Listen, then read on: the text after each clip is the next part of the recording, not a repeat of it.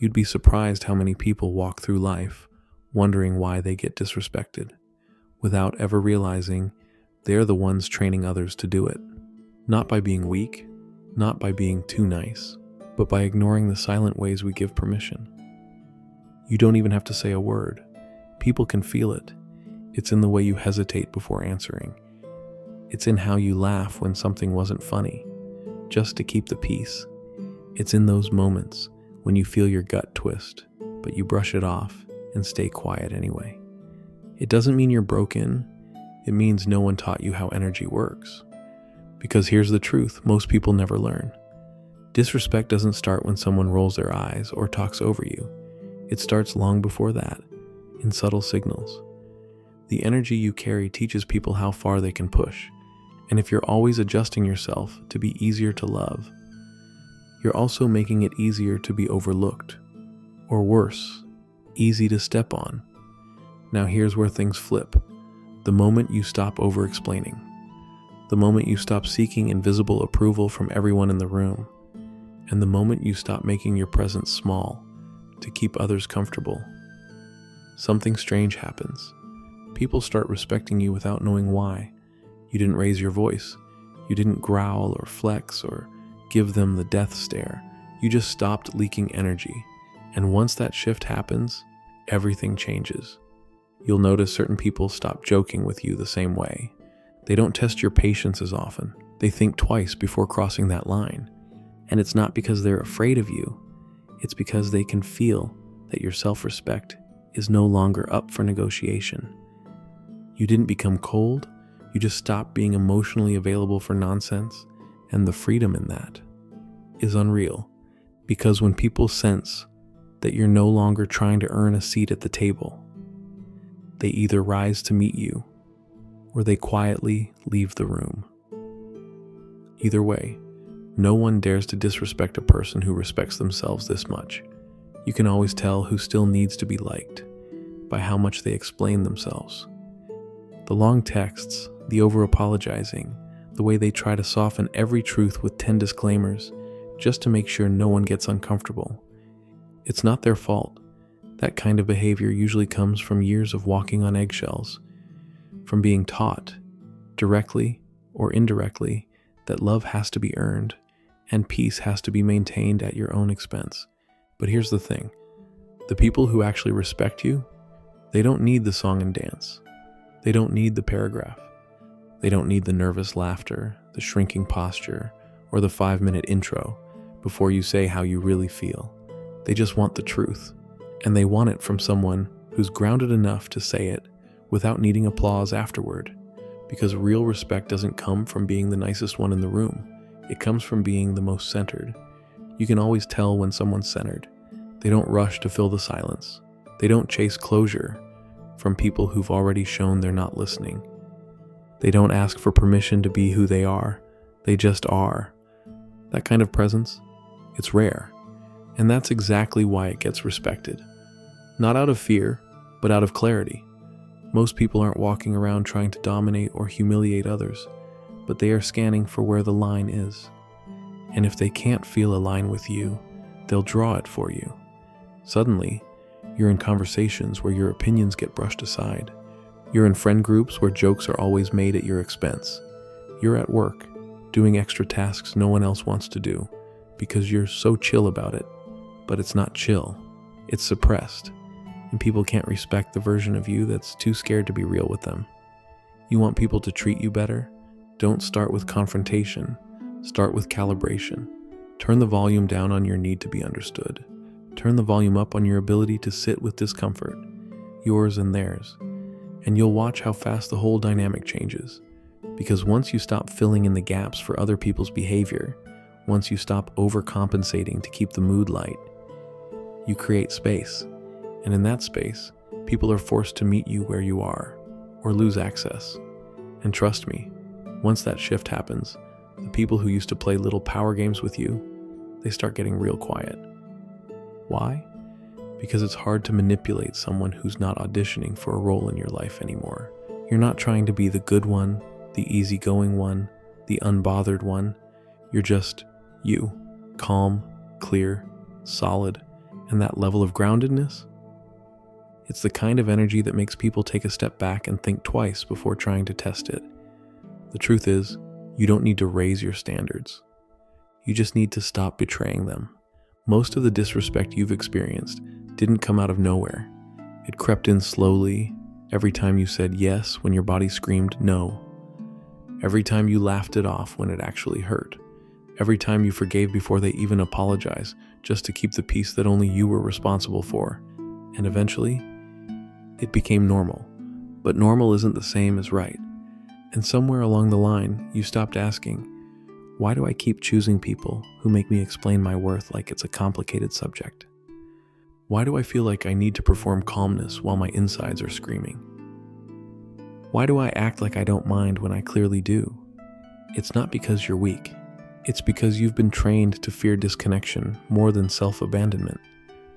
But there comes a moment, and maybe this is it, where you realize respect starts inside. And the moment you decide to stop abandoning yourself for the sake of being understood, everything else realigns. You don't have to announce it. You don't have to post about it. You just move differently, and the world around you adjusts. People who used to test your boundaries feel it, even if you never say a word, because you no longer need them to understand you. You understand you. That's when the energy changes. That's when you stop being the easy target, the emotional sponge, the person who's always there, even when they shouldn't be. You're not hard. You're not guarded. You're just finally unavailable for nonsense. And the ones who truly see you, they won't be offended. They'll be relieved, because they've been waiting to meet this version of you all along, the one who walks with quiet power, the one who respects their own time, their own peace, their own energy, so deeply, so calmly, that the world has no choice but to follow suit. That's the moment everything shifts, and no one who feels that version of you dares to disrespect it. There's a level of self-respect that doesn't even look like confidence anymore. It just looks like stillness. You're not chasing. You're not proving. You're not performing stability to be seen as put together. You just are. You speak less because you don't need to manage how people perceive you anymore. You let others talk. Let them project. Let them assume. Because it costs too much to keep correcting people who want to misunderstand you. And when you're centered like that, people start projecting less anyway. Why? Because there's no emotional opening to sneak into, no exposed insecurity to poke at. You're just present, not guarded, not defensive, just not available for games. There's power in that kind of calm, the kind that doesn't flinch when someone tries to stir things up, the kind that doesn't rush to defend every decision, explain every boundary, or soften every truth. And what's wild is how people feel it before they even know it. They meet you, and something feels different. They can't quite put their finger on it, but they sense they're not in the presence of someone who tolerates chaos anymore. Suddenly they speak more carefully around you. They don't talk to you like you owe them anything. They don't dump their emotional laundry on your lap the moment you sit down, and it's not because you told them not to. It's because your presence no longer invites it. Your boundaries aren't walls.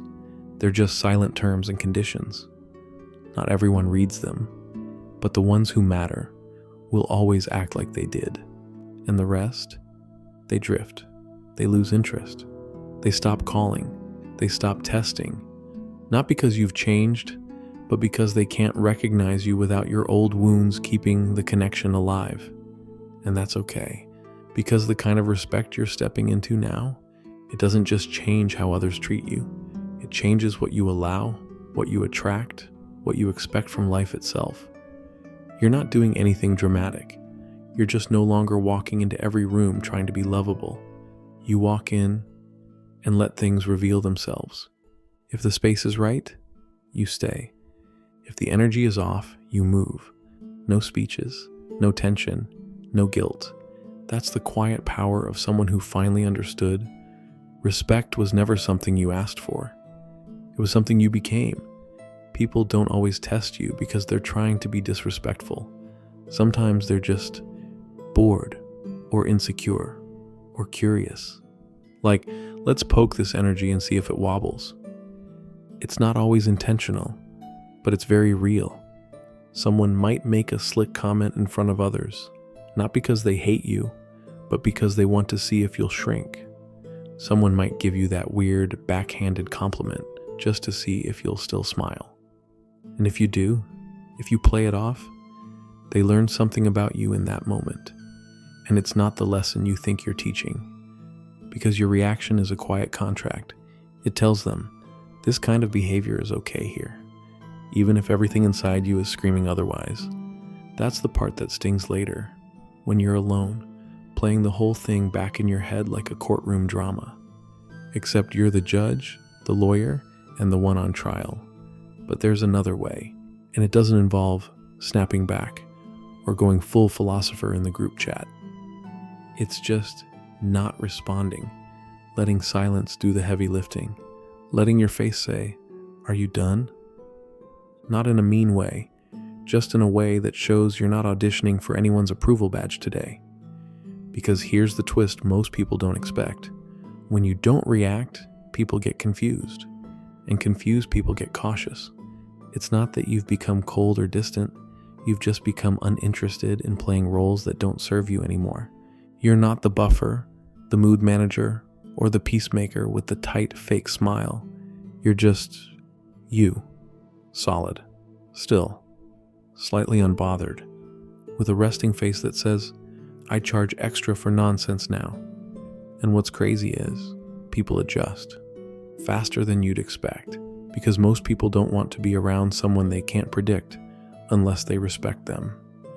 When you stop feeding small provocations with nervous energy, you stop being entertainment, and you start being someone they have to actually think about before speaking to. And that's when they start talking to you like a human being, not a character in whatever script they're trying to run. It's not about being intimidating. It's about being uninterested in small games. You're not here to play chess with passive-aggressive rookies. You're just trying to live your life peacefully, and preferably with snacks. There's a strange kind of peace that shows up when you realize you don't need to win anymore. Not the argument, not the debate, not the invisible competition with people who don't even know who they are yet. You stop chasing the last word. You stop checking if they finally get it.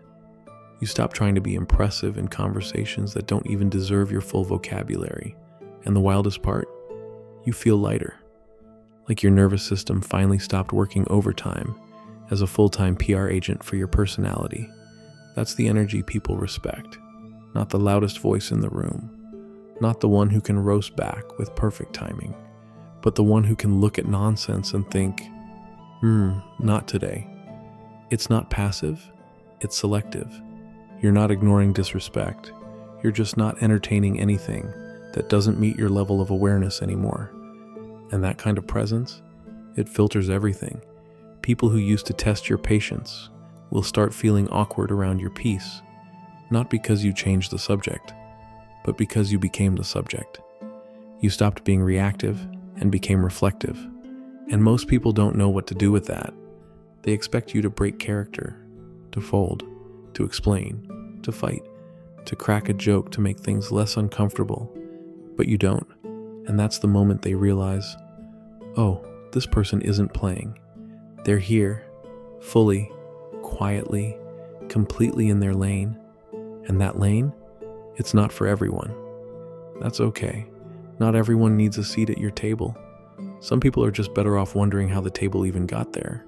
So if you've ever wondered how to be respected without turning cold, how to be unshakable without becoming hard, how to carry peace that doesn't shrink in chaos, start here by letting your silence speak, by letting your presence do the work your words use to overcompensate for, and by honoring your own energy like it's not up for discussion, because it's not.